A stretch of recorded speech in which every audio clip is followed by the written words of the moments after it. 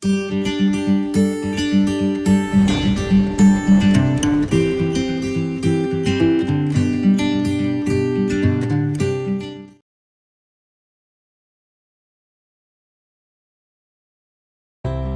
Friends, मैं doctor Kajal Mangukiya, gynaecologist, obstetrician and IVF specialist from Orchid hospital and IVF centre, सूरत।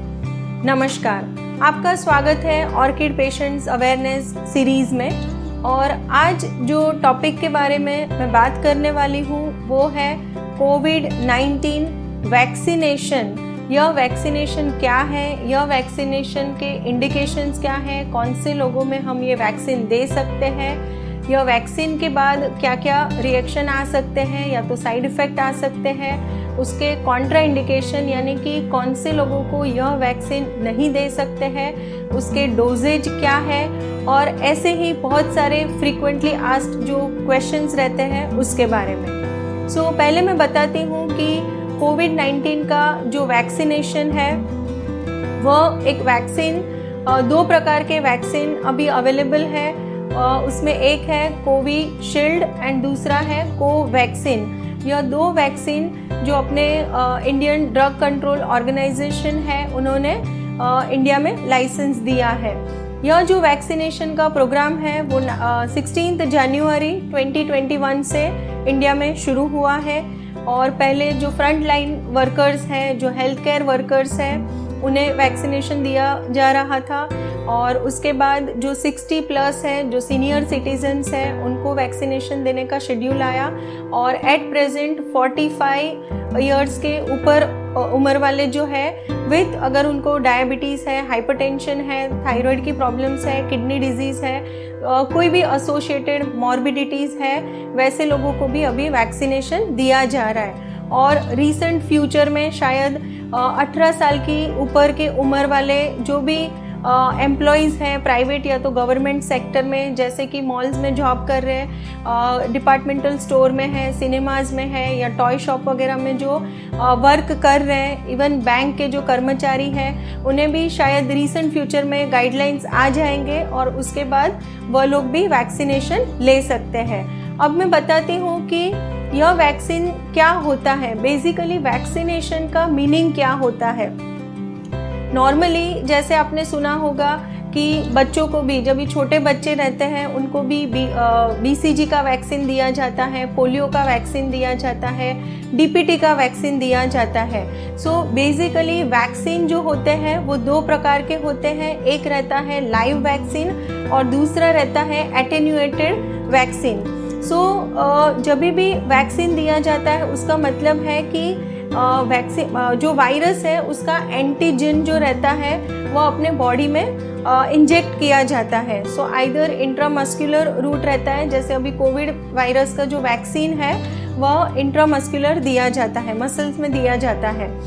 जब भी यह antigen रहता है वो अपने बॉडी में एंटर होता है तो उसके बाद अपना जो बॉडी है उसमें एंटीबॉडीज़ डेवलप होते हैं, अपना जो इम्यून सिस्टम होता है वो एक्टिव होता है और अपने बॉडी में यह वायरस के साथ फाइट करने के लिए एंटीबॉडीज़ प्रोड्यूस होते हैं ताकि अपने को यह वायरस नहीं हो सके। लेकिन अगर कोई डिफरेंट स्ट्रेन ऑफ वायरस आता है तो दूसरे बार भी इन्फेक्शन हो सकता है।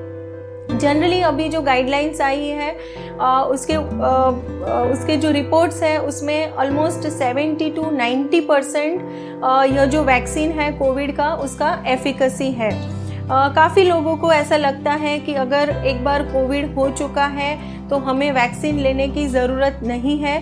तो फ्रेंड्स, यहाँ पे मैं बताना चाहती हूँ कि अगर आपको कोविड हुआ है तो भी आपको वैक्सीन लेना ज़रूरी है। वैक्सीन के 2 डोजेस है।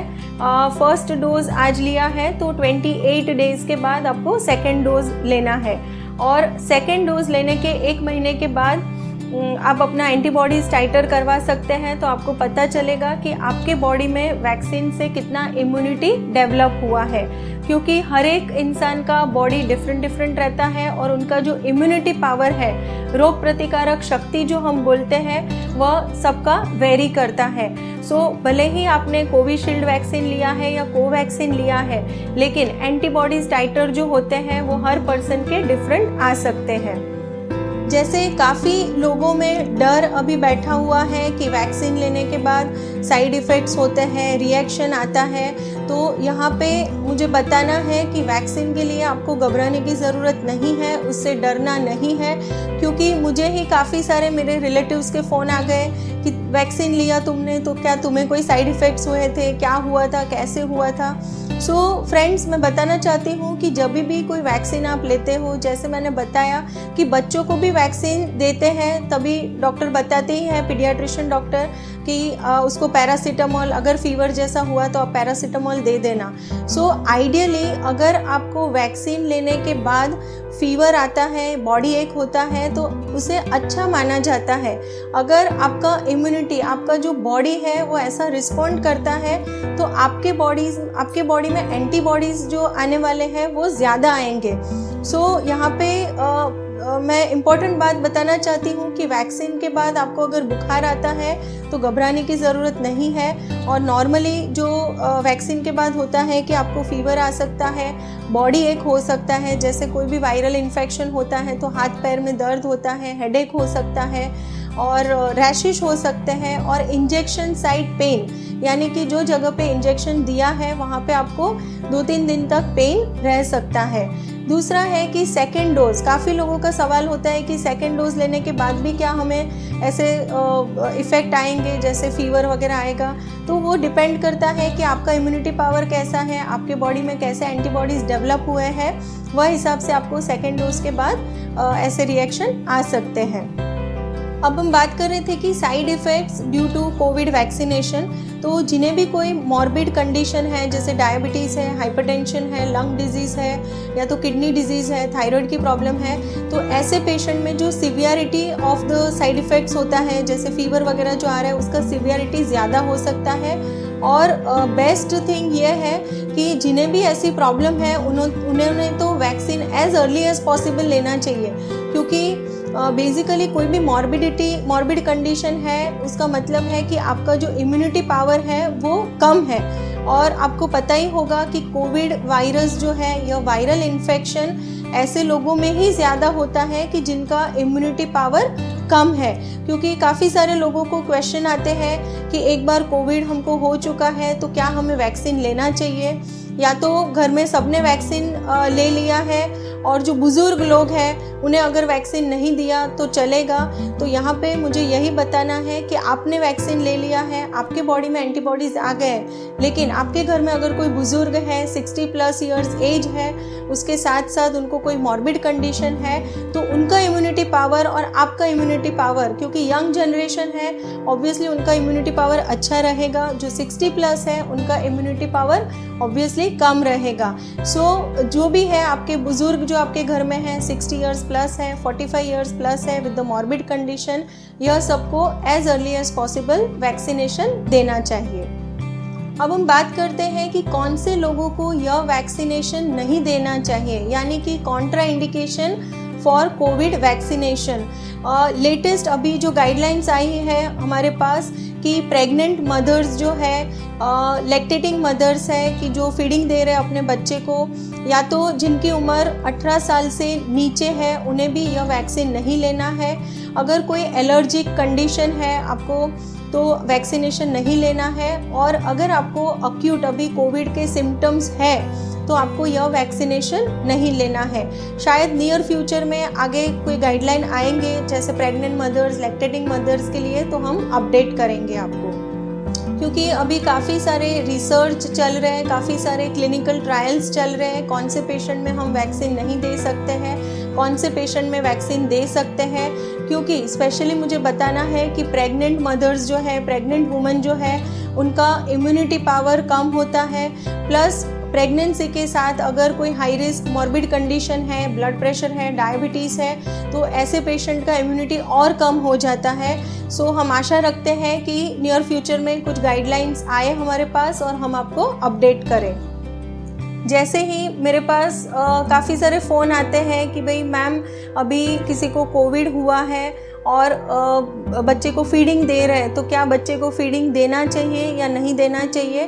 तो यहाँ पे जो गाइडलाइंस हमारे पास आए हैं कि जो लैक्टेटिंग मदर है, जो बच्चे को फीडिंग दे रही है, उसे अगर कोविड पॉजिटिव होता है या कोविड का इन्फेक्शन लगता है तो वो अपने बच्चे को दूध पिला सकते हैं। खाली उनको जो प्रिकॉशंस रखने हैं कि जब भी वो बच्चे को फीडिंग दे रहे हैं तभी अपना मास्क पहनना है, पहले तो हैंड सैनिटाइज करके ही बच्चा लेना है हाथ में, गोद में, और मास्क पहन के रखना है।